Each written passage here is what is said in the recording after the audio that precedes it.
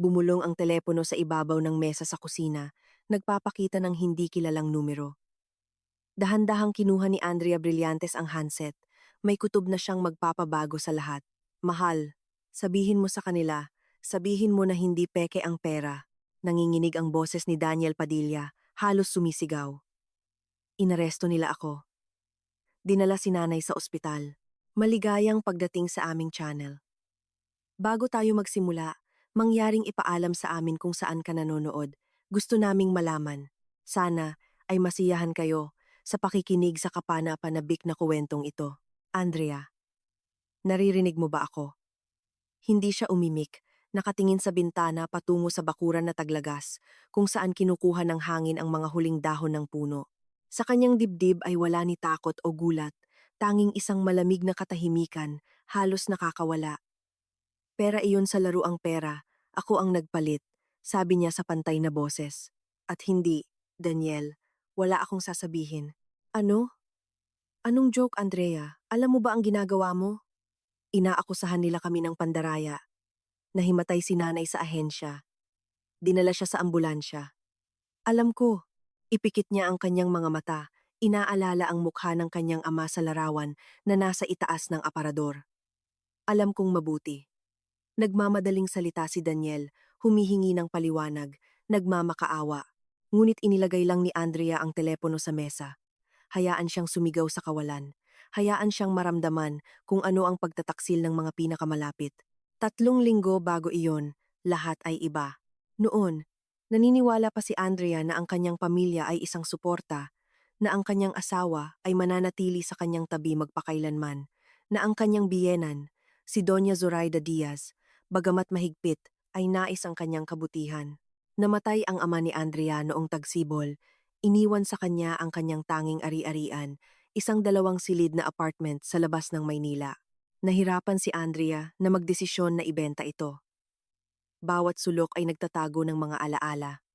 Doon sila bumuo ng mga puzzle sa gabi, at sa kusinang iyon ay kumain sila ng empanada na gulay na gawa ng kanyang ama. Ngunit ang buhay ay humihingi ng mga desisyon. Siya at si Daniel ay 4 na taon nang umuupa ng isang maliit na apartment. Halos kalahati ng kanilang pinagsamang kita ay kinakain ng upa. Ang pagkakaroon ng sariling bahay ay parang isang di abot kamay na pangarap.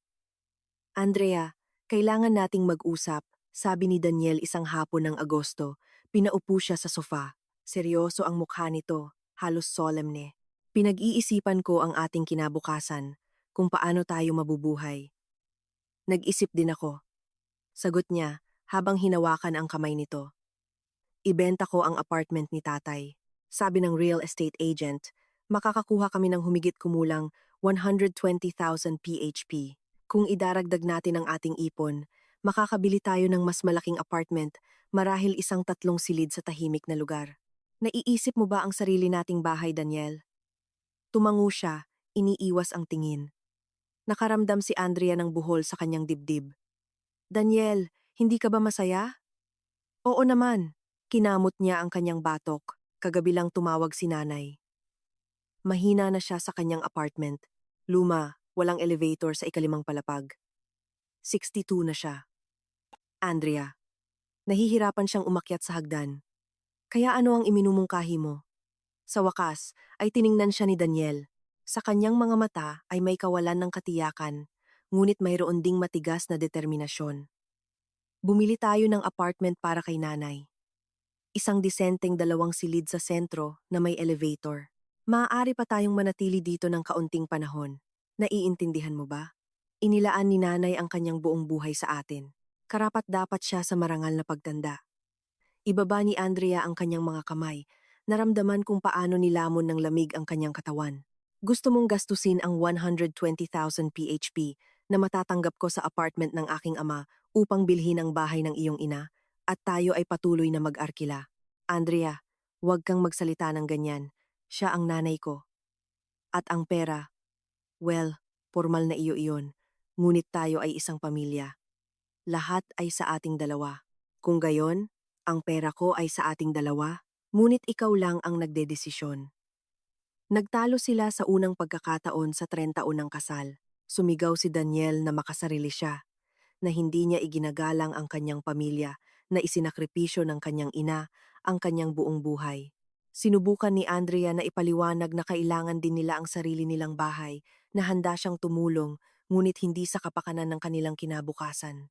Nagtapos ang pagtatalo sa pagbagsak ni Daniel ng pinto at umalis papunta sa bahay ng kanyang ina sa loob ng 2 araw. Nang bumalik siya, nagdala siya ng mga bulaklak at humingi ng tawad. Sinabi niya na naiintindihan niya ito, na makakahanap sila ng kompromiso.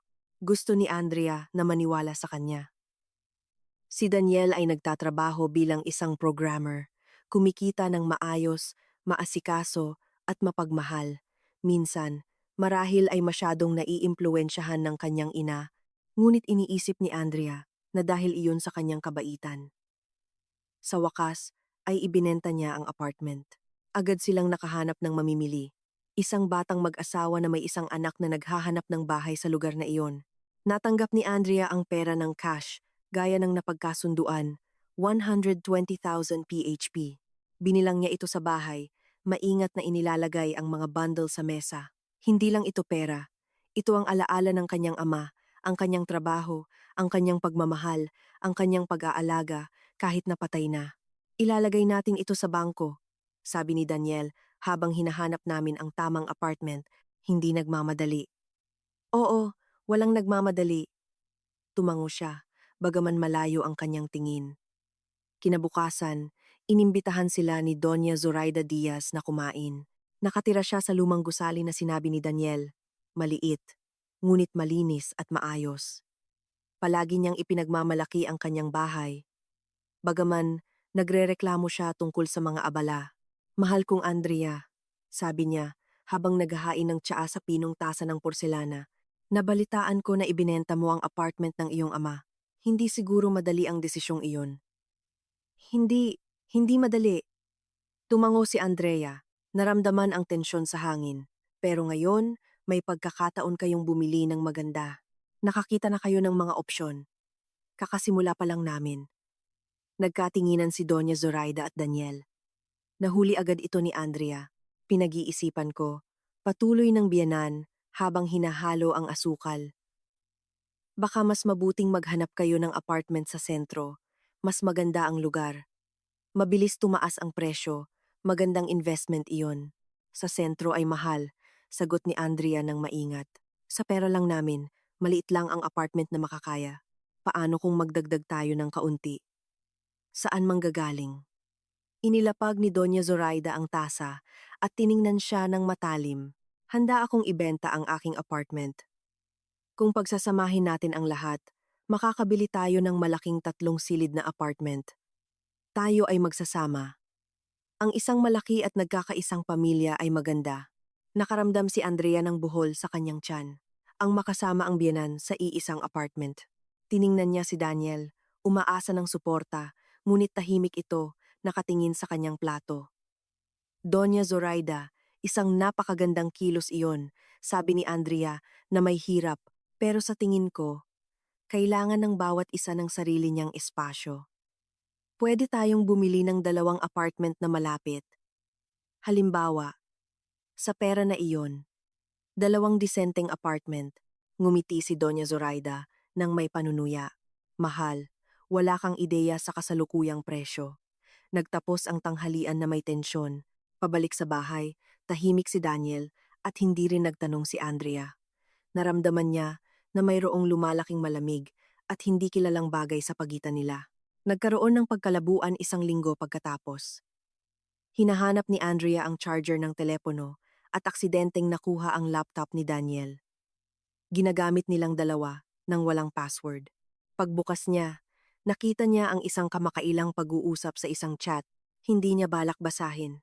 Hanggang sa nakilala niya ang pangalan ni Doña Zoraida, nanay, nag-usap muli tungkol sa pagkakaroon ng hiwalay na apartment. Sabi niya kailangan daw namin ang sarili naming bahay. Maikli ang tugon ni Doña Zoraida. Hayaan siyang isipin kung ano ang gusto niya. Ang mahalaga ay mailagay ito agad sa pangalan ko upang hindi siya magreklamo.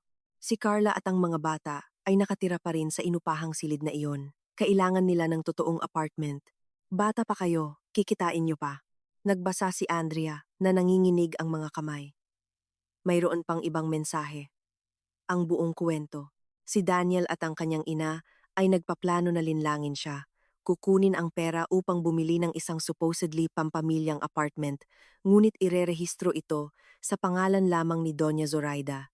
At doon titira si Carla, ang diborsyadong kapatid ni Daniel, kasama ang kanyang mga anak. Siguradong hindi siya magdududa. Mapagkakatiwalaan siya. Sasabihin ko na para ito sa mga tax deductions na babaguhin natin ang pangalan mamaya. Maniniwala siya sa akin. Magaling, anak. Sa makalawa tayo pupunta sa ahensya. Nakakita na ako ng perpektong apartment sa sentro. Pasok sa budget. Masisiyahan si Carla at ang mga bata. Isinara ni Andrea ang laptop. Umupo siya sa gilid ng kama, nakatingin sa kawalan. Pagtataksil, malamig, kinakalkula, mapang-uyam. Ang asawang nanumpa na mamahalin siya. Ang biyenan, na tinatawag siyang mahal. Plano nilang nakawan siya ng huling alaala ng kanyang ama. Hindi umiyak si Andrea. May nagbago sa loob niya. Tumayo siya. Binuksan ang aparador at kinuha ang kahon kung saan niya inilagay ang pera. 120,000 PHP. Ang kanyang kinabukasan, ang alaala ng kanyang ama, ang kanyang karapatang mabuhay. Tiningnan niya ang mga bill at ngumiti ng malamig, ng matigas. Kung gusto nilang maglaro, maglalaro siya, ngunit sa kanyang sariling mga patakaran. Kinabukasan, pumunta siya sa isang tindahan ng mga laruan. Sa section ng mga board game, nakita niya ang hinahanap niya, ilang pakete ng laruang pera, mga peking bill, halos kapareho ng tunay, na may mga parira lang souvenir at not valid as a means of payment. Bumili siya ng marami sa bahay, inihanda ang mga peking bundle at inilagay sa isang bag. Sa unang tingin, walang makakapansin ng pagkakaiba. Ang tunay na pera ay inilagay niya sa isang safety deposit box sa bangko. Nang gabing iyon, dumating si Daniel na maganda ang pakiramdam. Andrea, nakahanap si nanay ng magandang apartment. 2 silid sa sentro, bagong gusali. Maaari na natin itong bilhin kaagad. Bukas may appointment tayo sa agent at mga nagbebenta. Bukas, matahimik niyang tiningnan ito. Ganun kabilis? Oo. Ang mga magagandang apartment ay mabilis maubos. Naiintindihan mo? Oo naman. Tumango siya. Handa na ang pera. Niyakap siya nito at hinalikan sa pisngi. Alam kong maiintindihan mo ako. Magiging masaya tayo. Makikita mo. Hindi siya sumagot. Nanatili lang siyang tahimik sa mga bisig nito. Iniisip na sa susunod na araw ay magbabago ang lahat, na sa wakas ay makukuha nila ang nararapat sa kanila. Kinabukasan, umalis silang tatlo, sina Andrea, Daniel at Doña Zoraida. Ang biyenan ay nasa napakagandang mood, patuloy na nagkukuwento tungkol sa kapitbahayan, tanawin at kung gaano sila kaswerte. Tahimik si Andrea, nakatingin sa bintana ng kotse. Kinakabahan si Daniel, inaayos ang kanyang kurbata ng paulit-ulit at sinuri ang mga papeles. Lahat ay magiging maayos, sabi niya habang hinawakan ang kamay ni Andrea. Huwag kang mag-alala. Hindi ako nag-aalala, sagot niya. Kahit kaunti, bumaba si Andrea sa harap ng kanyang trabaho at ang kanyang asawa at biyenan ay nagpatuloy patungo sa ahensya.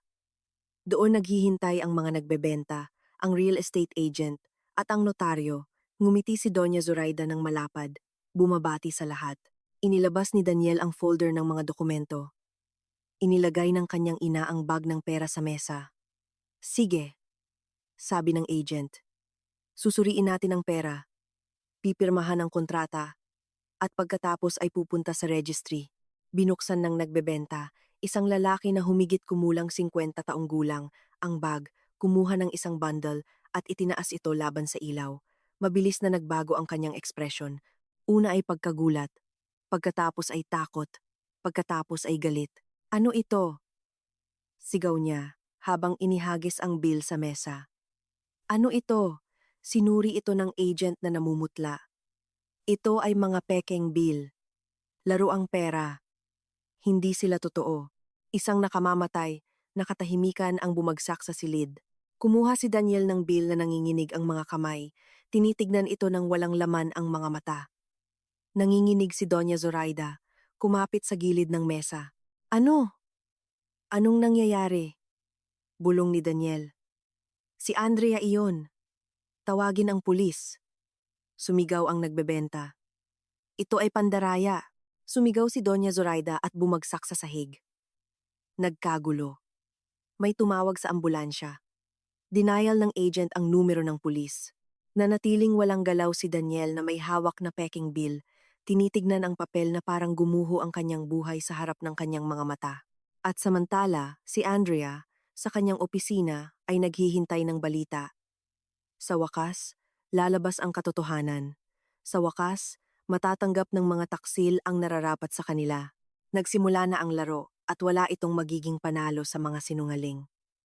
Dumating ang pulis 20 minuto pagkatapos. Sa panahong iyon, sa opisina ng real estate agency, nangyari ang lahat. Dinala ng ambulansya ang biyenan. Nakabawi siya ng malay, ngunit ang tensyon niya ay umabot sa kritikal na antas at iginiit ng mga doktor na dalhin siya sa ospital. Ang mga nagbebenta ng apartment ay sumisigaw, humihiling ng agarang pag-aresto sa mga scammer. Sinusubukan ng real estate agent na pakalmahin ang lahat, bagaman siya mismo ay nasa bingit ng pagbagsak. At si Daniel. Si Daniel ay nakaupo sa isang silya sa tabi ng dingding, namumutla, walang laman ang tingin. Binabalikan sa kanyang mga kamay ang isang peking bill. Di nagtagal, lumitaw sa pintuan ang dalawang ahente, isang lalaki na nasa edad at isang batang babae na may tablet. Sino ang tumawag sa pulis? Tanong ng matanda habang pinagmamasdan ng silid. Ako. Umusad ang nagbebenta ng apartment, kinakaway ang bungkos ng peking pera. Narito, tingnan ninyo, sinubukan nilang bilhin ang aming apartment gamit ang 120,000 PHP na peking bill. Ito ay isang krimen. Arestuhin ninyo na sila. Kinuha ng agent ang mga bill at sinuri ng maingat. Kinukuha na ng kanyang kasama mula sa bag ang isang aparato upang suriin ang pagiging tunay. Hindi kailangan ng aparato, sabi niya, habang ibinabalik ang pera. Ito ay mga laruan. Laruang pera. Nakikita mo ang inskripsyon. Ibinebenta ito sa anumang tindahan ng laruan. Tama! Sigaw ng nagbebenta. Nagdala sila ng laruang pera at sinubukan itong ipasa bilang tunay. Ito ay malaking sukat na pandaraya. Lumingon ang pulis kay Daniel. Alam mo ba na nagdala ka ng hindi tunay na pera sa transaksyon? Bumuka ang bibig ni Daniel, ngunit hindi siya makapagsalita. Ako, hindi ko alam. Sa wakas ay nasabi niya, asawa ko ang naghanda ng pera. Akala ko totoo, hindi ko sinuri. Sumusumpa ako, hindi ko alam. Ibigay mo sa akin ang numero ng iyong asawa, dinikta ni Daniel. Denial ng agent, si Ginang Brillantes. Ang iyong asawa ay inaresto sa pagtatangkang magbayad ng mga hindi balidong bill. Alam ko, sagot ni Andrea ng malinaw. Sadyang inilagay ko ang mga peking bill sa bag sa halip na ang tunay na pera. Umunggol si Daniel. Hawak ang kanyang ulo. Sumipol ang real estate agent. Ngumiti ang mga nagbebenta ng may tagumpay. Narito ang pag-amin. Maaari ka bang pumunta ngayon sa ahensya? Oo, maaari ako. Kinuha ni Daniel ang telepono mula sa kamay ng pulis at sumigaw. Andrea, sabihin mo na isang maling pag-unawa ito. Hindi ako ang naglagay ng pekeng pera sa bag. Hindi ako iyon. Inaresto nila ako at dinala ang aking ina sa ospital. Nanatiling tahimik si Andrea at ibinaba ang telepono. 20 minuto pagkatapos, dumating siya sa ahensya sakay ng taxi. Kaya, kinikilala mo ba ang isang pagtatangkang pandaraya? Tanong ng batang ahente habang nagtatype sa tablet. Hindi. Umiling si Andrea. Hindi ko kinikilala ang anumang pandaraya. Hindi ko balak linlangin ang sinuman upang makakuha ng personal na benepisyo. Sa kabaliktaran, pinoprotektahan ko ang aking pera mula sa mga nagnanais na linlangin ako. Ano? Tumalon si Daniel mula sa silya. Ano ang sinasabi mo? Na ikaw at ang iyong ina ay nagpaplano na nakawan ako ng 120,000 PHP, sabi ni Andrea ng mahinahon, nakatingin sa kanyang mga mata.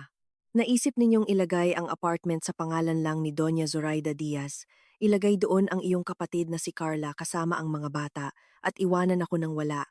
Alam ko ang inyong mga plano. Nabasa ko ang inyong pag-uusap. Ang mukha ni Daniel, na namumutla na, ay naging abo. Anong pag-uusap? Tanong ng tao ng mahina.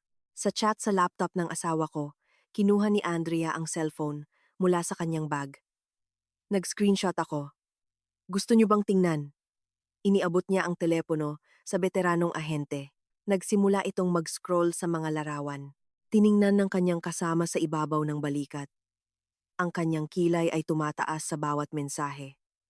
Hayaan siyang mag-isip kung ano ang gusto niya. Ang mahalaga ay ilagay ito agad sa pangalan ko upang hindi siya magreklamo, malakas na basa ng pulis. Hindi nakasya si Carla at ang mga bata sa inupahang silid na iyon. Kailangan nila ng totoong apartment. Bata pa kayo. Kikita pa kayo. Ito ang sinulat ng iyong ina sa iyo. Tahimik si Daniel. Nanginginig ang kanyang panga, ngunit hindi siya makahanap ng mga salita. At mayroon pa. Patuloy ng ahente. Siguradong hindi siya magdududa. Mapagkakatiwalaan siya. Sasabihin ko na para ito sa mga tax deduction na sa una ay sa pangalan mo at pagkatapos ay babaguhin natin. Maniniwala siya. Ganoon pala ang plano niyang dayain ang sarili niyang asawa. Hindi. Hindi ito ang iniisip ninyo. Hinagod ni Daniel ang kanyang mukha. Gusto lang naming tulungan ang pamilya. Mahirap ang buhay ni Carla. Mayroon talaga siyang mga anak. Naiintindihan ninyo? Ang aking mga pamangkin. O si Andrea. Hindi siya papayag na ibigay ang pera ng ganoon lang para sa kapatid ko. Dahil hindi iyon pera mo, malamig na sagot ni Andrea. Natanggap ko ito mula sa pagbebenta ng apartment ng aking yumaong ama. Ito ay ang aking mana. Kami ay umuupa. Nais kong bumili ng bahay para sa amin, para sa aming pamilya, at nagpasya ka na gamitin ang aking pera sa likod ko. Teka, sabi ng real estate agent na tahimik na nakamasid hanggang noon. Ibig sabihin, ang pera ay sa asawa lamang at sinubukan ng asawa na kunin ito sa pamamagitan ng panloloko. Eksakto, kinumpirma ni Andrea. Ang apartment ay nasa pangalan ng aking ama. Pagkamatay niya, minana ko ito bilang tanging tagapagmana. Ibinenta ko ito at personal kong kinuha ang bayad. Walang kinalaman ng aking asawa sa mga pondo na iyon. Ibinalik ng pulis ang cellphone at kinuha ang kanyang service tablet. Ginang Brillantes. Naiintindihan ko ba ng tama na pinaghihinalaan mo ang iyong asawa at ang iyong biyanan sa pagtatangkang agawin ang iyong pera sa pamamagitan ng panloloko? Hindi ako naghihinala. Sigurado ako. Itinuro niya ang bag na may mga pekeng bill. Kaya ko inilagay ang pekeng pera doon. Hindi ko ibibigay ang tunay kong pera sa mga taong nagpaplano na dayain ako, ngunit naiintindihan mo na sa ganitong paraan ay lumikha ka ng anyo ng pandaraya, nilinaw ng batang ahente. Naiintindihan ko. Tumango si Andrea, at handa ako sa mga kahihinatnan. Alam ko na sa sandaling imbestigahan nila, magiging malinaw ang lahat. Kung ibibigay ko ang pera ng tahimik, irerehistro ng aking asawa at ng kanyang ina ang apartment sa kanilang pangalan at hindi ko na mababawi ang aking mga pondo. Sa ganitong paraan, hindi bababa sa lalabas ang katotohanan. Nagkatinginan ang mga nagbebenta. Nawala ang kanilang makatarungang galit. Ngayon sila ay nalilito kahit na medyo may sala. Kaya, walang operasyon? Tanong ng nagbebenta na hindi sigurado. Anong operasyon? Lumingon si Andrea sa kanya. Na may peking pera? Siyempre hindi. Sige, aalis na kami. Hinila ng nagbebenta ang manggas ng kanyang asawa. Wala tayong gagawin dito.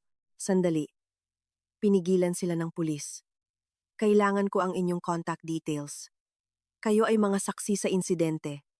Habang kumukuha ng impormasyon ang batang ahente, tinitigan ng veterano si Daniel. Sige, Ginoong Padilla, komplikado ang sitwasyon. Sa isang banda, inilagay ng iyong asawa ang mga peking bill sa bag para sa operasyon. Sa kabilang banda, may mga indikasyon na ikaw at ang iyong ina ay nagplano na kunin ang kanyang pera sa pamamagitan ng panloloko. Kailangan nating imbestigahan. Pareho kayong dadaan sa istasyon ng pulis para magbigay ng pahayag. Ako din. Tinaasan ni Andrea ng kilay. Ikaw din. Ikaw ang pangunahing partido. Sige, kinuha niya ang bag na may peking pera. Dadalhin ninyo ba ang mga bill na ito bilang ebidensya? Siyempre, sa istasyon ng pulis. Sila ay nanatili hanggang gabi. Matagal at maingat na inimbestigahan si Andrea. Ikinuwento niya ang lahat, kung paano namatay ang kanyang ama, kung paano niya ibinenta ang apartment, kung paano sinimulan siyang pilitin ng kanyang asawa na bumili ng bahay para sa biyenan, kung paano niya aksidenteng natagpuan ang pag-uusap, at kung paano niya nagpasya na palitan ng pera. Naiintindihan mo ba na ang iyong mga kilos ay maaaring ituring na pandaraya? Tanong ng investigador. Isang lalaking nasa edad. Oo, sagot niya, nang may katapatan. Ngunit naiintindihan ko rin na kung hindi ko ginawa, mawawala ang lahat ng pera ng walang kalunasan. Ang aking asawa at ang kanyang ina ay kumikilos ng sabay-sabay, pinipilit ako ng moral, minamanipula, nagsisinungaling. Kailangan kong gumawa ng isang bagay. Bakit hindi ka pumunta sa pulis kaagad nang natagpuan mo ang pag-uusap? Nag-isip si Andrea. Dahil umaasa akong mali ako, dahil mahal ko ang aking asawa, at hindi ko gustong maniwala na kaya niyang gawin iyon. Naisip ko gusto kong bigyan siya ng pagkakataon na magbago, ngunit hindi niya ginawa. Dumating siya sa operasyon na handang isagawa ang panloloko. Tumango ang investigador habang sumusulat, at nasaan ngayon ang tunay na pera? Sa isang safe deposit box sa bangko.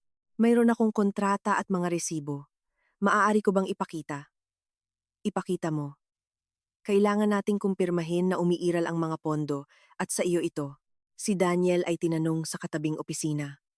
Hindi narinig ni Andrea ang sinasabi nito, ngunit sa mga mukha ng mga ahente na lumabas ay naintindihan niya na gumuho ang kanyang asawa. Hindi siya marunong magsinungaling sa ilalim ng pressure. Palagi siyang masyadong malambot, masyadong madaling maimpluwensyahan.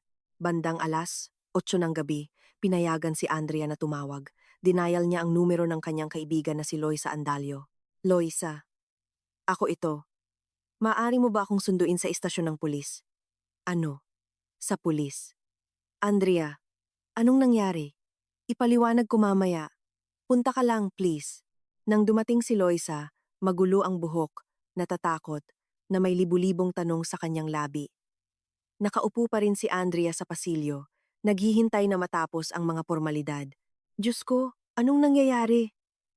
Bumagsak si Loisa sa tabi niya sa matigas na bangko. Bakit ka nandito?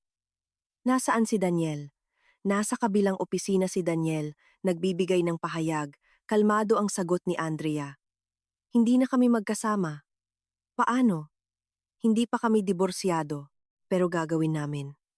Dinaya niya ako, Loisa. Siya at ang kanyang ina ay nagpaplano na nakawan ako ng lahat ng pera mula sa pagbebenta ng apartment ng aking ama. Ibinuod ni Andrea ang araw. Nakikinig si Loisa na lumalaki ang mga mata at unti-unting bumubukas ang bibig. Naglagay ka ng laruang pera? Sa wakas ay bulong niya. Andrea, henyo ka ba o tanga? Ngumiti siya ng mapait. Hindi ko pa alam kung paano ito magtatapos. At ang biyenan, sa ospital. Dinala siya ng ambulansya diretsyo mula sa ahensya. Tumalon ang kanyang tensyon. Karapat-dapat, sabi ni Loisa, matigas na ahas. Palaging nakangiti at sa loob ay nagpaplano. Kalahating oras pagkatapos, lumabas ang investigador at tinawag si Andrea. Natapos na namin ang paunang pagtatasa, sabi niya habang pinaupo siya sa harap niya. Ang sitwasyon ay ito, hindi namin magbubukas ng kasong kriminal laban sa iyo. Ang iyong mga kilos, bagaman tila isang pagtatangkang pandaraya, sa esensya ay pagpigil ng isang tunay na pandaraya ng iyong asawa at biyenan. Hindi mo sinubukan na agawin ang ari-arian ng iba. Pinrotektahan mo ang sa iyo. Napabuntong hininga si Andrea, nakaramdam ng ginhawa. At sila, ang kanyang asawa at ina, ay mas komplikado. May mga malinaw na indikasyon ng paghahanda upang makagawa ng pandaraya. Ang pag-uusap na ibinigay mo ay nagpapakita ng intensyon at koordinasyon. Kung kumpirmahin na nagpaplano silang kuhanin ang iyong mga pondo sa pamamagitan ng panloloko, magkakaroon ng mga parusa. Anong parusa? Mga multa. Pansamantalang pagbabawal na magsagawa ng mahahalagang operasyon, marahil mga suspendidong parusa at may mga pagpapalala. Ngunit iyon ang desisyon ng hukom. Tumango si Andrea. Hindi siya nakaramdam ng tuwa, tanging kawalan. Ang pamilya na pinaniwalaan niya ay gumuho sa loob ng isang araw. Maaari na ba akong umalis? Oo, ngunit manatili kang abot kamay. Tatawagan ka para sa karagdagang pahayag. Lumabas siya sa pasilyo kung saan naghihintay si Loisa. Niyakap siya ng kaibigan ng tahimik at noon lang naramdaman ni Andrea na nanghihina ang kanyang mga binti. Uwi na tayo sa bahay ko, sabi ni Loisa. Matutulog ka sa akin. Hindi ka dapat mag-isa ngayon. At si Daniel, siya ay mananatili ng ilang oras pa. Pagkatapos ay pakakawalan siya na may mga precautionary measure, obligasyon na humarap at pagbabawal na lumabas ng lungsod. Tiningnan ni Andrea ang saradong pintuan ng opisina kung saan naroon ang kanyang asawa, ang lalaking nakasama niya ng 3 taon, ang nanumpa na mamahalin at poprotektahan siya, ang nagbenta sa kanya para sa isang apartment para sa kanyang kapatid. Tara na, sabi niya ng mahina. Nang gabing iyon, hindi natulog si Andrea. Umupo siya sa sofa sa sala ni Loisa at nakatingin sa kisame. Inaalala ang araw. Hindi tumitigil ang telepono. Tumawag si Daniel ng 20 beses. Pagkatapos ay nagsimulang tumawag ang kapatid ng kanyang biyenan, si Carla. Pagkatapos, ilang kamag-anak mula sa kanyang panig. Inilagay ni Andrea ang telepono sa silent mode at inilagay ang mobile phone na nakaharap pababa. Nakapagdesisyon na siya at wala nang balikan. Kinabukasan, dumating ang isang mensahe mula sa investigador. Si Doña Zoraida Diaz ay na-discharge. Stable ang kalagayan. Bukas ay tatawagin namin siya para magbigay ng pahayag. Binasa ito ni Andrea at ngumiti ng pahilig. Nakaligtas ang biyenan sa kahihiyan. Ngayon ay kailangan niyang panagutan ang kanyang mga ginawa. At si Daniel, nagpadala ng mahabang mensahe na puno ng desperasyon at pagsusumamo. Andrea, patawarin mo ako. Naging tanga ako. Pinilit ako ni nanay. Sabi niya ay para sa pamilya. Ayoko kang dayain. Well, oo gusto ko. Pero hindi dahil sa kasakiman. Mahirap kasi ang buhay ni Carla. Nagdurusa ang mga bata. Gusto kong tumulong. Pakiusap. Mag-usap tayo. Ayusin natin ito. Mahal kita. Binasa ni Andrea ang mga linyang iyon at nakaramdam lang ng pagod. Kahit ngayon, pagkatapos ng lahat, naghahanap pa rin siya ng mga dahilan. Isinisisi niya ang kanyang ina, ang mga pangyayari, ang kagustuhang tulungan ang kanyang kapatid, ngunit hindi niya inaako ang sariling responsibilidad. Sumagot siya ng maikli. Humihingi ako ng diborsyo. Huwag mo na akong tawagan. Ang mga taksil ay bumagsak, at ang pagbagsak na iyon ay simula pa lamang. Ang sumunod na 2 linggo ay naging sunod-sunod na interogasyon, pagpupulong sa mga investigador at pagtitipon ng ebidensya para kay Andrea.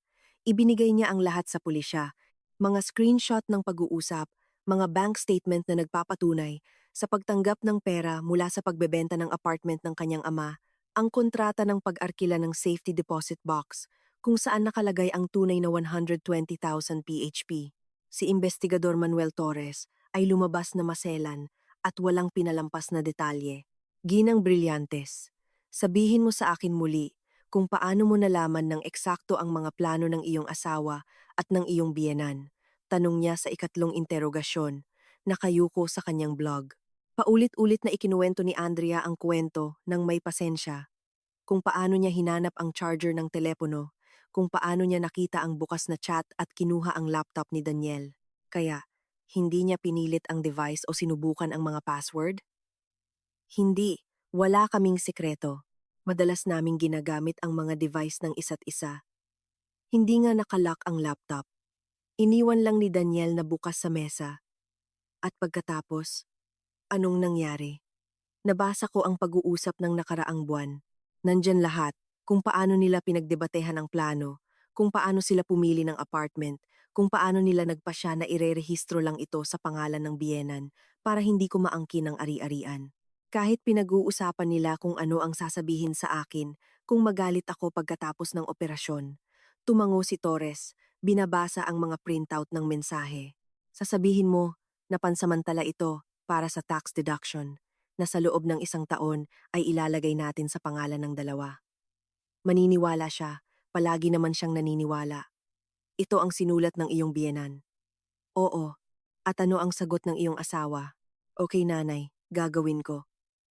Hindi siya nagtalo, tinanggap niya ang lahat. Binatukan ng investigador ang bolpen sa mesa. Nag-iisip.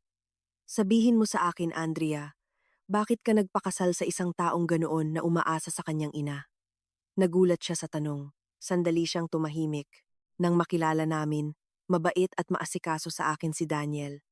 Oo, nakikinig siya sa opinyon ng kanyang ina, ngunit hindi ito mukhang masama. Akala ko ay isang mabuting anak siya. Hindi ko alam na sa likod nito ay may kakulangan siyang magdesisyon para sa sarili. At nang napagtanto niya, huli na, pagkatapos ng kasal, maliwanag na anumang seryosong desisyon ay kinokonsulta niya sa kanyang ina kung saan magbabakasyon, anong kotse ang bibilhin, kahit anong muwebles ang pipiliin para sa inupahang apartment. Palaging tatanungin ko si nanay. At iyon ang nagpatuloy. Sa simula ay naiirita ako, ngunit tiniis ko. Naisip ko na sa paglipas ng panahon ay magbabago siya. Naniwala ako na ito ay kaugalian lamang na humingi ng payo.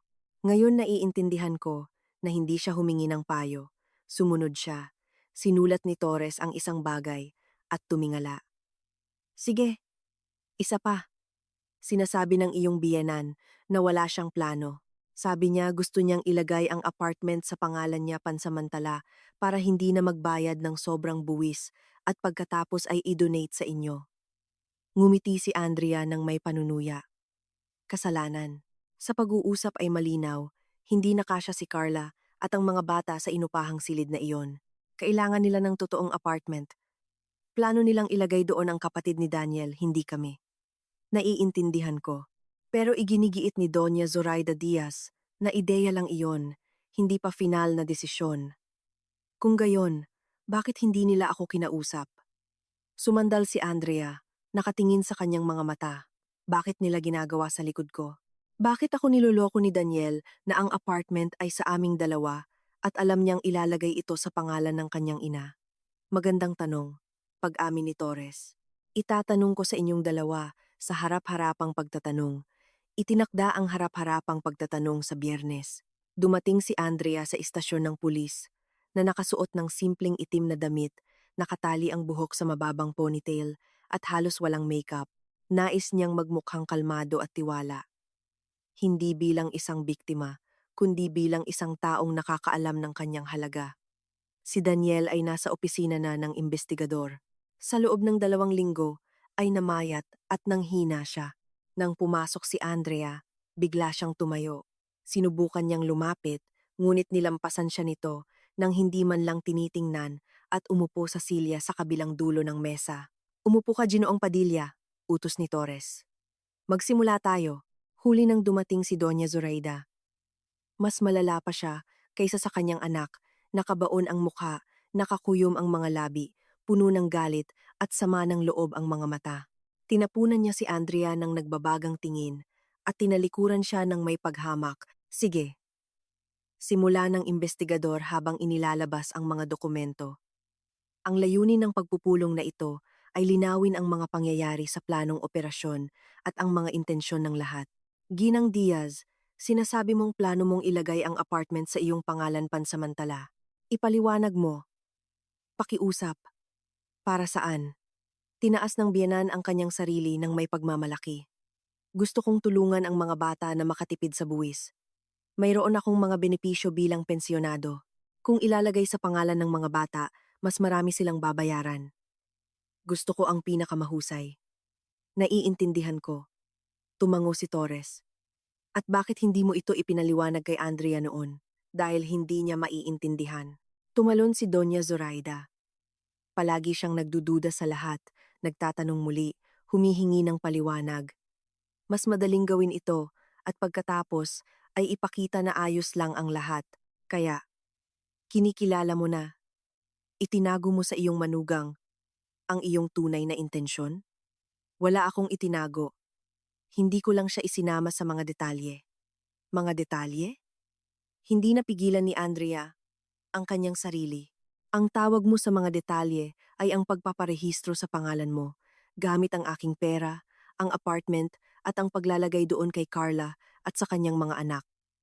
Kasinungalingan, sigaw ni Doña Zoraida, tumayo. Hindi ko kailanman sinabi iyan.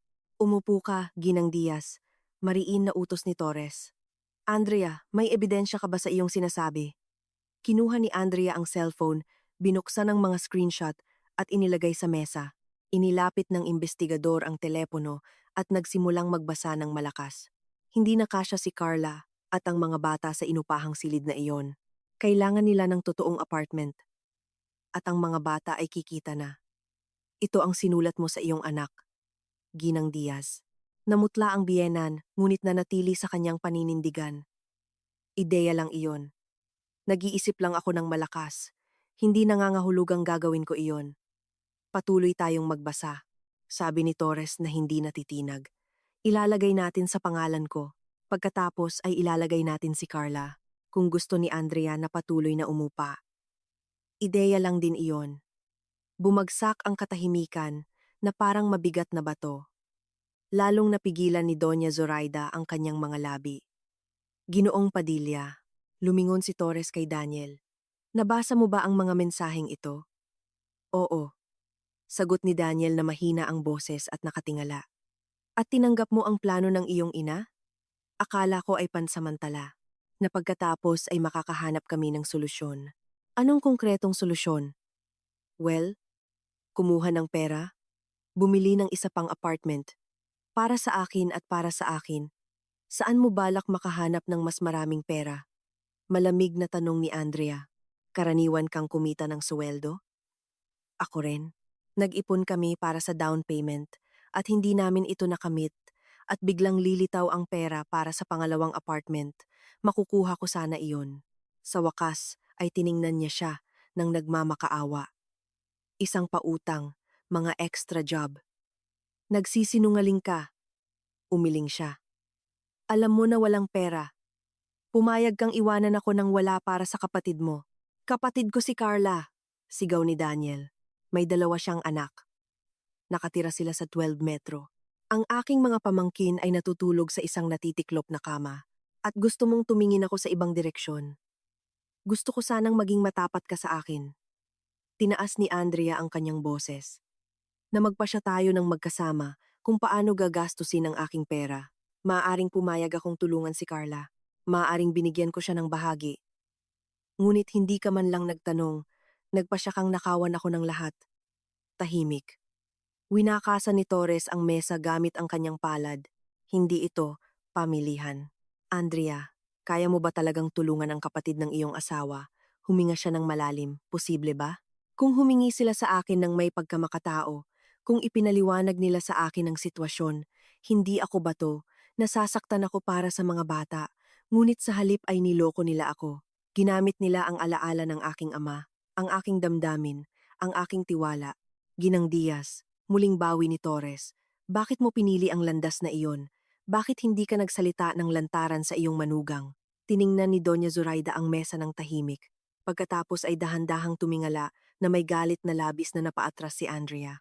Dahil siya ay dayuhan, bulong niya. Hindi siya sa aming dugo.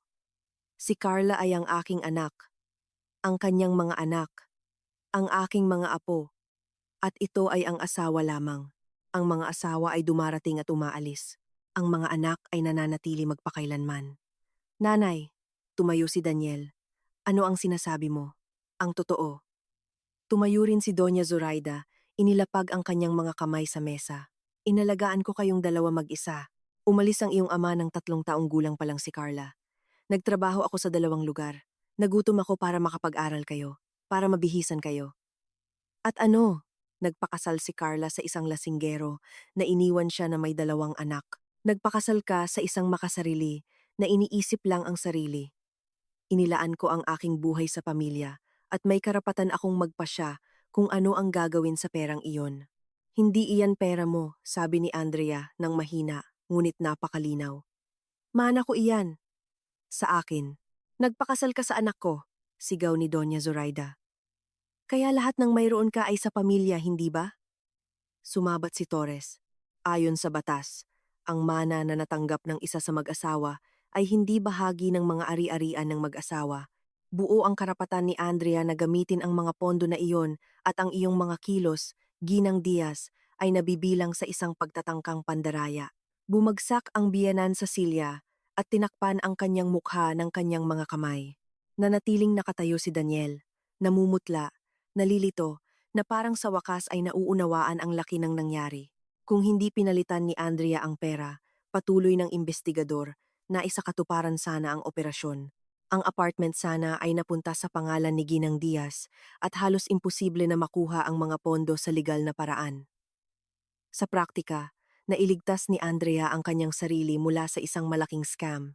Hindi ako scammer, ngumungol si Doña Zoraida mula sa likod ng kanyang mga kamay. Sinasabi ng pag-uusap ang kabaligtaran. Inilagay ni Torres ang mga dokumento sa isang folder. Mayroon silang malinaw na plano upang agawin ang pera ng iba sa pamamagitan ng panloloko. Pinagsama-sama nila ang mga aksyon ng ina at anak. Itinago nila ang kanilang intensyon sa biktima. Ito ay isang klasikong iskema ng panloloko. Tumayo siya, tinapos ang pagpupulong. Pagkatapos ng pagsusuri, ay maglalabas ng resolusyon. Si Doña Zoraida Diaz at Daniel Padilla ay kinasuhan ng paghahanda para sa malakihang pandaraya dahil hindi natuloy ang krimen dahil sa aksyon ng biktima, bawasan ng parusa, ngunit may mga kahihinatnan. Anong mga kahihinatnan? Gulat na tanong ni Daniel. Multa, pagbabawal na magsagawa ng mahahalagang transaksyon sa loob ng 1 taon at pagpaparehistro. Bukod pa rito, maaari ding magsampa ng civil case si Andrea para sa moral damages. Umiling si Andrea. Hindi ko gusto ang pera nila, gusto ko lang na iwanan nila ako. Tumayo siya at nagtungo sa pintuan.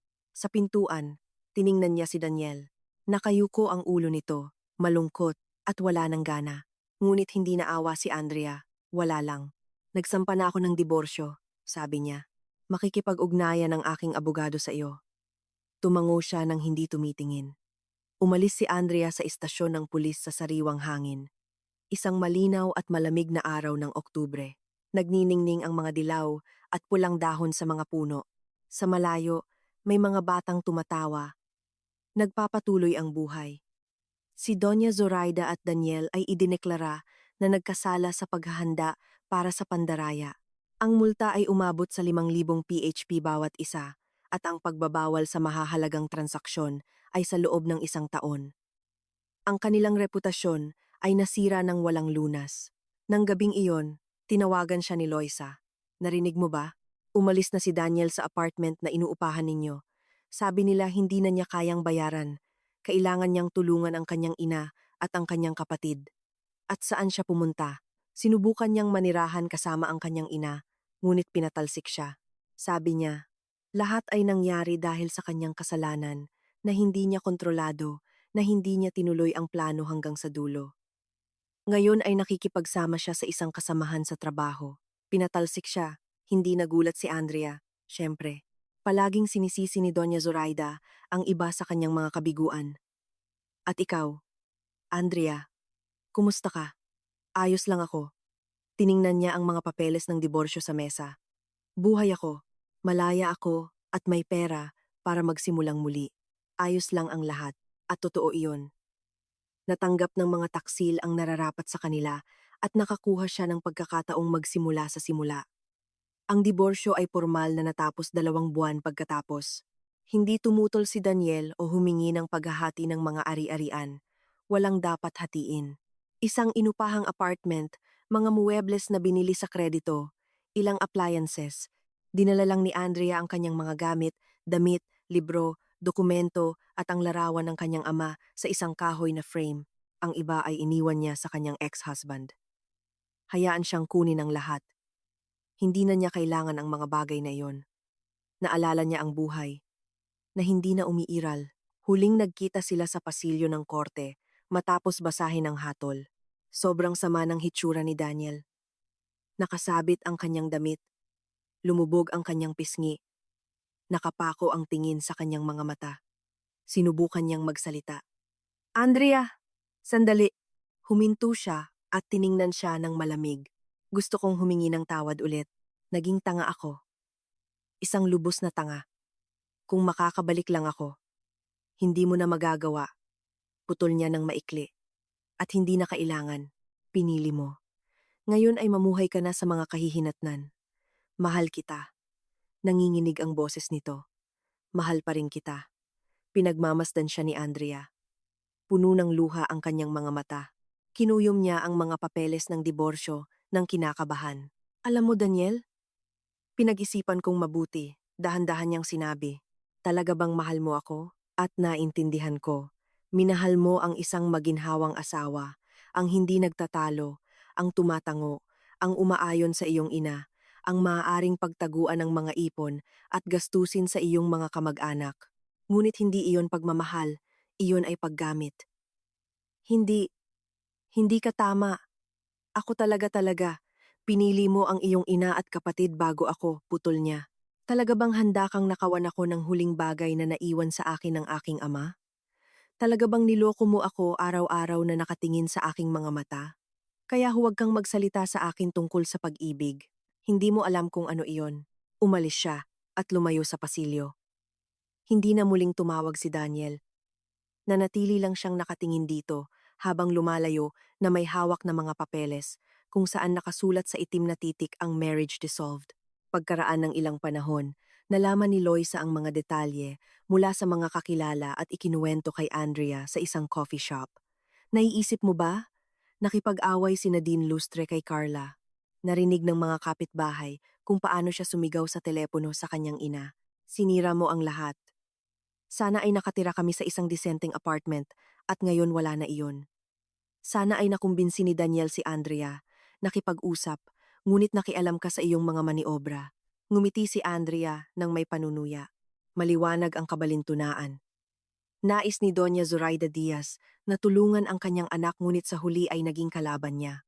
Kumusta naman si Daniel? Tanong ni Andrea nang hindi sigurado kung gusto niya ang sagot. Masama, bumuntong hininga si Loisa. Nakikipagsama siya sa isang katrabaho, isang IT specialist. Hati sila sa renta, pero kulang pa rin.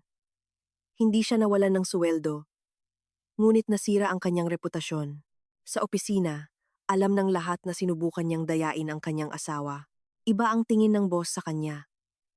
Problema niya iyon. Nagkibit balikat si Andrea.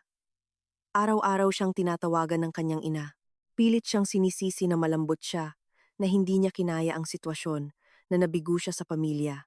Sabi niya, dapat daw siyang nagpataw, hindi pinayagan na sirain mo ang lahat. Hindi niya pinayagan na sirain ang plano nilang nakawan ako ng pera. Tinaas ni Andrea ang kilay.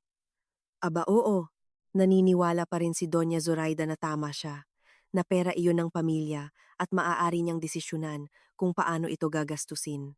Delirio, lubos. Ang totoo, si Daniel ngayon ay nabubuhay sa pagitan ng trabaho, ng ina na laging nagpapahirap sa kanya at ng kapatid na laging nagrereklamo. Sabi nila, kaunti lang daw ang tulong niya sa pera kahit may sahod, ibig sabihin, naniniwala pa rin silang may utang siya sa kanila. Iyan ang tila. Narinig kong sinubukan pa nga niyang humiram ng pera para umarkila ng mas magandang apartment para kay Carla. Tinanggihan siya dahil sa isyung iyon sa pulisya. Sinusuri ng mga bangko kung may mga kaso na konektado sa pandaraya. Inilapag ni Andrea ang tasa. Naiisip niya ang eksena. Si Daniel, nakakulong sa pagitan ng demanding na ina at hindi nasisiyahang kapatid, sinusubukang paluguran ang lahat at nabigo. Halos naaawa siya. Halos. Ngunit naalala niya ang pag-uusap na iyon, ang malamig na mga plano, ang pagpayag na ipagkanulo siya at naglaho ang awa. Pinili niya ang buhay na iyon, sabi niya ng mahina. Sana ay naging matapat siya. Sana ay kinausap niya ako bilang isang tao, ngunit pinili niya ang panloloko. Dapat niyang pasanin ngayon iyon. Tumango si Loisa habang iniinom ang kape. Tama ka. Palagi kong iniisip na mabait si Daniel. Malambot, mabait, ngunit ang lambot ay hindi palaging mabuti. Minsan, ito ay purong kakulangan ng karakter. Tama, pagkakasundo ni Andrea. Hindi siya malambot, siya ay mahina. At ang mga mahihina ay delikado dahil madali silang manipulahin. Isang buwan pagkatapos ng diborsyo, tinawagan si Andrea ng isang hindi kilalang numero. Maingat siyang sumagot. Hello? Andrea. Ako si Carla, ang kapatid ni Daniel. Kinuyom ni Andrea ang kanyang mobile phone. Ano ang gusto ni Carla? Nakikinig ako. Gusto ko kailangan kong kausapin ka. Pwede ba tayong magkita? Para saan? Pakiusap. Mahalaga ito. Hindi kita tatagalan. Nag-atubili si Andrea. Nangingibabaw ang kuryosidad. Sige, bukas ng alas. Doo sa chocolate coffee shop sa Central Street. Salamat. Dumating si Carla nang nasa oras. Siya ay 35, ngunit mukhang mas matanda. Pagod ang mukha, malungkot ang tingin, nakasuot ng murang jacket. Umupo siya sa harap ni Andrea. Kinakabahan na inaayos ang kanyang buhok. Salamat sa pagtanggap, simula niya. Bakit mo ako tinawagan? Sandaling tumahimik si Carla, naghahanap ng mga salita. Gusto kong humingi ng tawad sa lahat ng nangyari. Alam kong sinubukan ka ng nanay at Daniel na dayain at iyon ay dahil sa akin. Hindi inaasahan ni Andrea ang paghingi ng tawad. Sige, totoo mahirap ang buhay ko. 2 anak, isang inupahang silid. Hindi nagbabayad ng suporta ang ex-husband. Nagreklamo ako kay nanay na hindi ko na kaya at nagpa siya siyang tumulong. Sa kanyang sariling paraan, ninanakaw ang pera ko. Oo, ibaba niya ang tingin. Hindi ko alam ang plano. Sumusumpa ako. Sinabi lang ni nanay sa akin. Baka makakita ako ng mas magandang apartment para sa iyo. Akala ko gusto niya akong tulungan ng kaunting pera. Hindi. Nakukunin niya iyon sa iyo. At ano ang gusto mo ngayon? Napatawarin kita? Hindi. Inangat ni Carla ang kanyang tingin. Hindi ako humihingi ng tawad. Gusto ko lang na malaman mo na hindi lahat sa pamilya ko ay ganyan. Hindi ko kailanman tatanggapin ang ganoong bagay kung alam ko, ngunit naniniwala ang iyong ina na may karapatan siyang gamitin ang pera ko para sa inyo. Palaging naniniwala ang nanay ko na mas alam niya ang lahat, na siya ang naguutos at ang iba ay sumusunod. Nakasama ko iyan sa buong buhay ko. Si Daniel din. Kaya siya ganyan. Walang gulugod. Sumimangot si Andrea. At least tapat ka. Pagod na akong magsinungaling. Bumuntong hininga si Carla. Pagod na akong magpanggap na masaya kaming pamilya. Hindi kami kailanman naging masaya. Umalis ang tatay ko ng 3 taong gulang pa lang ako. Kami ang pinalaki ng nanay ko mag-isa. At araw-araw ay pinapaalala niya sa amin ang aming utang sa kanya, ang kanyang mga sakripisyo. Lumaki kami ng may guilt at utang. At dahil doon, hindi nakaharap si Daniel sa kanya. Oo, takot siyang biguin siya. Ginawa niya ang lahat ng sinabi nito, kahit nalabag sa sarili niyang interes. Pinag-isipan ni Andrea ang kanyang narinig. Carla, naiintindihan ko na mahirap ang buhay ninyo at kailangan ng mga bata na mamuhay ng marangal, ngunit hindi iyan nagbibigay karapatan na nakawan ang iba. Alam ko, tumango siya. At hindi ako humihingi ng pera o tulong. Gusto ko lang sabihin na pasensya na ako. Pasensya na sa nangyari. Hindi mo deserve. Salamat. Tumayo si Andrea. Good luck, Carla. Sana makahanap ka ng paraan.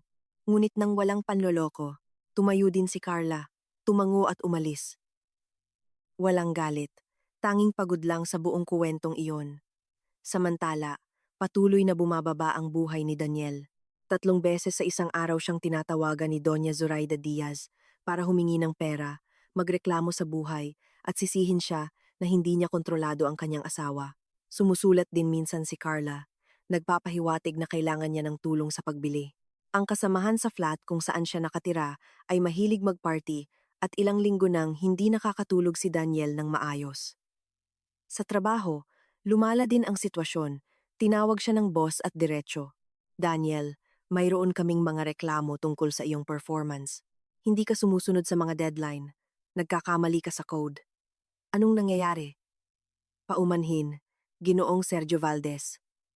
Mayroon akong personal na problema. Hindi dapat maapektuhan ng personal na problema ang trabaho. Mag-react ka o kailangan kong isipin ang isang kapalit. Lumabas si Daniel sa opisina na pakiramdam niya ay gumuho ang lupa sa ilalim ng kanyang mga paa. Hindi niya maaaring mawala ang kanyang trabaho. Iyon lamang ang kanyang pinagkakakitaan, ngunit wala siyang lakas. Pinipilit siya ng ina, nagpapahiwatig ang kapatid, inis sa kanya ang kasamahan sa trabaho at higit sa lahat sa kanyang ulo ay umiikot ng paulit-ulit si Andrea. Kung paano siya pinagtaksilan sa buhay na sana ay mayroon siya kung hindi niya sinunod ang kanyang ina. Sinubukan niyang kausapin si Doña Zoraida, hilingin na ihinto ang pagtawag sa kanya araw-araw. Nanay, napakahirap para sa akin. Pakiusap. Bigyan mo ako ng kaunting pahinga. Mahirap para sa'yo? Sumabog siya. At sa tingin mo ba madali para sa akin? Nabubuhay ako sa kawalan ng kapanatagan. At lahat iyon dahil hindi mo nakontrol ang iyong asawa. Nanay, hindi kasalanan ni Andrea. Kasi kami. Huwag mong iisipin. Sigaw ng biyenan. Huwag mo akong sisihin. Gusto ko ang pinakamahusay para sa pamilya. At kayo, walang utang na loob. Ibinaba niya ang telepono. Umupo si Daniel sa kama ng kanyang masikip na apartment at tinakpan ang kanyang mukha ng kanyang mga kamay. Ang kanyang buhay ay naging impyerno at wala siyang makitang solusyon. Isang buwan pagkatapos ng pag-uusap na iyon, hindi na siya nakatiis at huminto sa pagsagot sa mga pang-araw-araw na tawag. Saglit lang siyang sumasagot isang beses sa isang linggo, maikli at diretso sa punto. Itinuring ito ng kanyang ina bilang pagtataksil. Tinawagan niya si Carla upang magreklamo na iniwan siya ng kanyang anak, na siya ay nag-iisa, na walang nagmamahal sa kanya. Kita mo? Nagreklamo si Carla. Nabuhay ako para sa inyo at iniwan niyo ako. Hindi lubos na nakikinig si Carla. Sapat na ang kanyang mga problema at hindi niya balak tulungan ang kanyang ina. Si Doña Zoraida Diaz ay naiwang nag-iisa. Walang respeto mula sa kanyang mga anak at kakilala. Walang apartment na nakarehistro sa kanyang pangalan, na may multa na binabayaran niya, ng hulugan gamit ang maliit na pensiyon, na may tatak ng pagiging scammer magpakailanman. Natanggap niya ang eksaktong nararapat sa kanya, hindi hihigit, hindi kukulangin. At nagpatuloy si Daniel sa kanyang maputlang buhay, walang kagalakan. Isang trabahong halos hindi na niya kayang panatilihin, isang inupahang apartment na may maingay na kapitbahay, isang ina na sinisisi siya sa lahat, isang kapatid na humihingi ng tulong, at ang alaala ng babaeng ipinagkanulo, at nawala niya magpakailanman. Iyon ang kanyang pinili, ang kanyang mga kahihinatnan, at ngayon ay kailangan niyang pasanin ang mga ito sa buong buhay niya. Samantala, si Andrea ay nasa harap ng bintana ng real estate agency, tinitingnan sa monitor ang mga larawan ng mga apartment. Ang agent, isang kaaya-ayang babae na nasa edad na nagngangalang Ana, ay naglilista ng mga opsyon at nagkokomento sa bawat isa. Ito, 2 silid sa ikapitong palapag, mga bintanang malalaki, tanaw sa parke, presyo 126,000. O kaya ito, isa pang 2 silid, bagong gawa at na-renovate na. Ipakita mo sa akin ang may tanawin sa parke, hiling ni Andrea. Pagkaraan ng 1 oras, papalabas na sila para tingnan ito. Ang gusali ay nasa tahimik na lugar, at sa katunayan, sa tabi nito ay may lumang parke na may matataas na linden tree at mga daanan. Malinis na pasukan, maayos na elevator. Binuksan ni Ana ang pinto gamit ang susi, at pumasok sila. Sinalubong sila ng liwanag sa apartment. Ang malalaking bintana ay nagpapapasok ng sikat ng araw na kumalat sa maliwanag na sahig. 2 silid, isang malaki na humigit kumulang 20 metro kwadrado, at isa pang mas maliit, perpekto para sa kwarto, malaking kusina. Iyon mismo ang gusto ni Andrea. Hiwalay na banyo at palikuran, bago ang tubero, ngunit ang pangunahin ay ang tanawin. Lumapit si Andrea sa bintana ng sala at nanatiling walang galaw. Nasa ibaba ang parke, ang ginintuang puno ng taglagas, ang mga daanan na gumagala sa pagitan ng mga flower bed. Sa malayo, ang kislap ng ilog sa sikat ng araw, katahimikan, kapayapaan, kagandahan. Kukunin ko ito, sabi niya nang hindi lumilingon. Seryoso, hindi mo na gustong tingnan ang iba pang opsyon? Nagulat si Ana. Hindi, sa akin ang apartment na ito.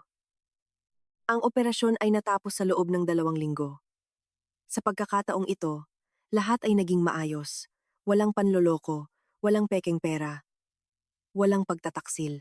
Dinala ni Andrea ang 126,000 PHP na kinumpleto ng kanyang ipon mula sa safety deposit box. Sinuri ng mga nagbebenta ang mga bill, pinirmahan ang kontrata, pinatunayan ng notaryo ang mga dokumento. Ang mga susi ay napunta sa kamay ni Andrea. Nakatayo siya sa walang laman na apartment na may hawak na susi sa kanyang kamay at ngumiti. Ang kanyang apartment, ang kanyang bahay na binili, gamit ang perang ipinagkaloob ng kanyang ama na nais siyang makitang masaya, at siya ay magiging masaya, walang duda na magiging masaya siya. Ang una niyang ginawa ay ilagay sa isang sulok ng sala ang larawan ng kanyang ama, ang nasa kahoy na frame. Pagkatapos ay inilagay niya ang kanyang likod sa dingding at tiningnan ito. Tatay, nagawa ko. Bulong niya sa walang laman na silid. Pinrotektahan ko ang regalo mo. Salamat sa lahat. Hindi siya nagpa-renovate. Maayos na ang apartment. Kailangan lang lagyan ng muebles. Maingat at may panlasa ang pagpili ni Andrea sa bawat piraso. Isang kulay garing na sofa para sa sala. Isang light wood dining table. Isang kama na may mataas na headboard para sa kwarto, mga istante, mga aparador at nightstand. Isang working table sa tabi ng bintana. Ngayon ay kaya na niyang magtrabaho mula sa bahay na nakatingin sa parke. Tumulong si Loisa sa kanya sa pag-aayos at paglilinis. Andrea, ang ganda! Nagtataka siya habang paikot-ikot sa mga silid. Tingnan mo ang tanawin. At ang laki ng kusina. Tama ang ginawa mong pagpili sa apartment na ito. Salamat. Inilalagay ni Andrea ang mga libro sa mga istante. Masaya din ako. Kumusta ka naman? Hindi ka ba nalulungkot? Bakit ako malulungkot? Hindi ko alam dahil sa kasal. Dahil kay Daniel. 3 taon kayong nagsama. Nag-isip si Andrea. Hawak ang isang libro ni Becker. Curious, pero hindi. Sa simula ay nakaramdam ako ng galit at sakit, pagkatapos ay kawalan at ngayon ay ginhawa, na parang nabunutan ako ng napakabigat na bag na dala-dala ko sa loob ng maraming taon na hugis biyenan at parang bata na asawa. Eksakto, gumit si Andrea. Napakaraming enerhiya ang inilaan ko para mapasaya ang lahat. Para patunayan sa aking biyenan na ako ay isang karapat-dapat na asawa para suportahan si Daniel at sa prosesong iyon, nawala ko ang aking sarili. At ngayon, natagpuan mo na ang iyong sarili. Ginagawa ko pa. Unti-unti, tinitingnan ko ang mga dingding na ito, ang aking mga libro, ang mga muebles na pinili ko, at naiisip ko, ito ay sa akin. Walang magsasabi sa akin kung paano mabuhay. Walang manloloko sa akin. Tanging ako at ang aking buhay. Niyakap siya ni Loisa sa mga balikat. Masaya ako para sa iyo. Talaga, nararapat kang maging masaya. Sa unang gabi sa kanyang bagong apartment, umupo si Andrea sa sofa na may hawak na tasa ng tsaa at tumingin sa bintana. Dilim na. Sa parke ay umilaw ang mga ilaw ng kalsada, bumabalot sa mga daanan ng malambot na ilaw. Mainit at tahimik ang bahay. Walang tumatawag para magreklamo. Walang humihingi ng paliwanag. Tanging siya lang, ang kanyang mga iniisip, at ang kanyang bagong buhay. Bumulong ang mobile phone, isang mensahe mula sa isang hindi kilalang numero. Maingat itong binuksan ni Andrea. Andrea, si Daniel ito. Alam kong hiniling mo sa akin na huwag magsulat, ngunit hindi ko kayang manahimik. Umaasa akong maayos ka, na masaya ka. Hindi ako humihingi ng tawad, alam kong hindi ako karapat-dapat. Gusto ko lang sabihin na tama ka. Sa lahat, patawarin mo ako, maging masaya. Binasa ito ni Andrea ng 2 beses. Pagkatapos ay dahan-dahan siyang nag-type. Salamat Daniel, masaya ako. Sana mahanap mo ang iyong landas. Nang walang iyong ina. Nang walang panlabas na impluensya. Ang iyo. Good luck. Ipinadala niya ang mensahe at hinarangan ang numero. Tapos na. Ang kabanatang iyon ay natapos. Ang trabaho ay naging maayos din para sa kanya. Siya ay isang accountant sa isang maliit na kumpanya at pinahahalagahan ng kanyang boss ang kanyang responsibilidad. Isang buwan pagkatapos lumipat, inalok siya ng promosyon bilang senior accountant na may katumbas na pagtaas ng suweldo. Tinanggap ito ni Andrea. Mas tiwala siya, komento ng boss sa pulong. Hindi ko alam kung ano ang nagbago sa buhay niya, ngunit kapansin-pansin, ngumiti si Andrea. Naramdaman niya ang pagbabago. Dati, nagdududa siya sa lahat, humihingi ng opinyon, takot magkamali. Ngayon, nagdedesisyon siya mag-isa at hindi naghahanap ng pag-aproba ng iba. Ang kwento kay Daniel at sa kanyang ina ay nagturo sa kanya ng mahalaga ang magtiwala sa kanyang sarili lamang. Sa hapon, naglalakad siya sa parke malapit sa kanyang bahay. Nagpapatuloy ang taglagas. Ang mga puno na walang dahon ay hindi nagbabawas sa kagandahan ng lugar. Naglalakad si Andrea sa mga daanan. Nilalanghap ang sariwang hangin, nakikinig sa pagkaluskos ng mga dahon sa ilalim ng kanyang mga paa. Minsan ay may dala siyang termos ng tsaa umuupo sa isang bangko at pinagmamasdan ang buhay sa paligid niya. Mga ina na may strollers, matatandang mag-asawa, mga teenager na nakasakay sa bisikleta. Isang araw, umupo sa tabi niya ang isang binatang lalaki na may aso, isang kulay gintong golden retriever. Lumapit ang aso kay Andrea. Inilagay ang kanyang nguso sa kanyang tuhod at winagayway ang kanyang buntot. Canelo, huwag kang manggulo. Saway ng may-ari.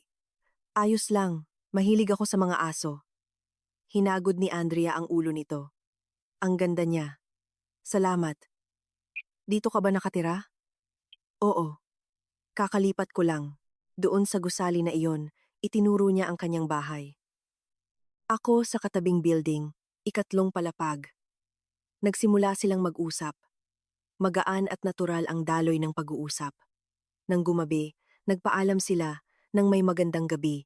Pauwi, iniisip ni Andrea kung gaano kasimple makitungo sa isang tao kapag walang masamang intensyon, walang panloloko, walang manipulasyon.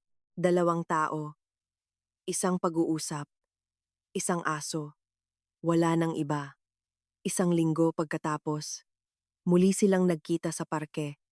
Pagkatapos ay sa ikatlong pagkakataon, si Miguel ay lumabas na isang magaling na kausap. Ikinuwento niya ang kanyang mga proyekto. Nagtanong tungkol sa trabaho ni Andrea, nagbiro. Natuklasan niya na nagustuhan niya ang kanyang kumpanya. Andrea, maaari ba kitang imbitahan sa kape? Tanong niya isang hapon. Hindi bilang date, kundi bilang mga kapitbahay na gusto lang mag-usap. Nag-atubili siya sandali at tumango.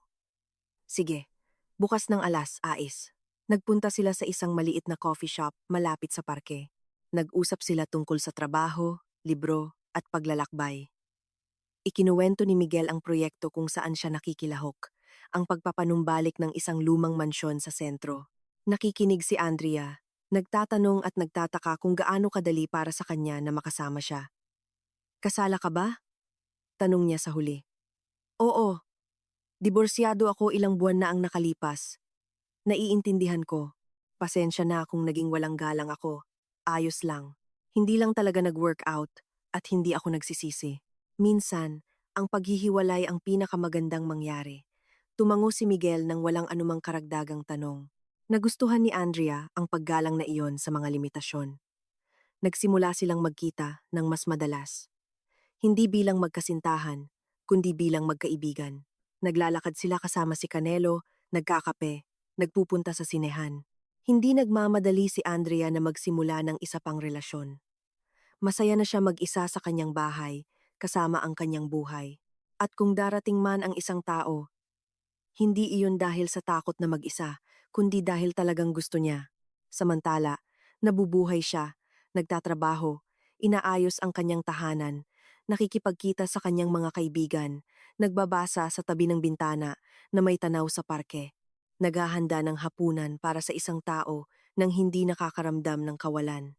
Bumibili ng mga bulaklak para ilagay sa vase dahil ang gusto niya. Nagpupunta sa teatro, sa mga museo, sa mga exhibition. Ginagawa niya ang gusto niya nang hindi humihingi ng pahintulot o naghahanap ng pag-apruba ng iba. Isang gabi, habang umiinom ng tsaa sa sofa, naalala niya ang araw na iyon sa ahensya nang tinawagan siya ni Daniel nang matuklasan ang pagpapalit ng pera. Nang sagutin niya ng malamig na peking bill iyon kung paano gumuho ang lahat sa isang segundo, nagsisisi ba siya? Hindi. Kahit isang sandali. Ginawa niya ang nararapat. Pinrotektahan niya ang kanyang sarili, ang kanyang mana, ang kanyang dignidad. Natanggap ng mga taksil ang nararapat sa kanila. Siya naman ay nakakuha ng kalayaan. Ang kalayaan ay naging mas mahalaga kaysa sa anumang relasyon na binuo sa kasinungalingan. Inubos niya ang tsaa, inilapag ang tasa sa mesa, at tumingin sa bintana. Ang gabi ng Nobyembre ay bumalot sa lungsod, ngunit sa kanyang bahay ay may ilaw at init. Bahay. Ang kanyang tunay na bahay na walang makakaagaw sa kanya. Ang kanyang kuta, ang kanyang kanlungan, ang kanyang gantimpala sa ipinamalas na tapang, ngumiti siya sa kanyang refleksyon sa madilim na salamin. Ito ay isang kalmado, tiyak na ngiti. Nagwagi siya, hindi sa pamamagitan ng sigawan o iskandalo, kundi sa pamamagitan ng malamig na kalkulasyon at pananampalataya sa katarungan. Si Daniel ay nanatili sa kanyang maputlang buhay. nahahati sa pagitan ng mga hinihingi ng kanyang ina at kapatid, nakikisama sa isang maingay na kapitbahay, at nagtatrabaho hanggang sa limitasyon. Nakaupo si Doña Zoraida Diaz na nag-iisa, nagmumura sa kanyang kapalaran. Hindi nakamit ni Carla ang pinapangarap na apartment at nanatili sa isang inupahang silid kasama ang mga bata. Hindi rin siya handang sumama sa kanyang ina. Mas magiging miserable pa ang kanyang buhay. At si Andrea ay umiinom ng tsaa sa tabi ng bintana ng kanyang bahay na may tanaw sa parke at ilog sa isang tahanan na sa kanya lamang. Nanaig ang hustisya at si Andrea ang buhay na patunay. Hindi na siya nakatira kasama ng isang taksil. Hindi na niya sinasalba ang mga matatandang nagpili ng kasinungalingan. Hindi na niya ibinibigay sa sinuman ang nararapat sa kanya. Simpleng nabubuhay siya ng malaya, tapat, at masaya. At iyon ang pinakatunay na tagumpay.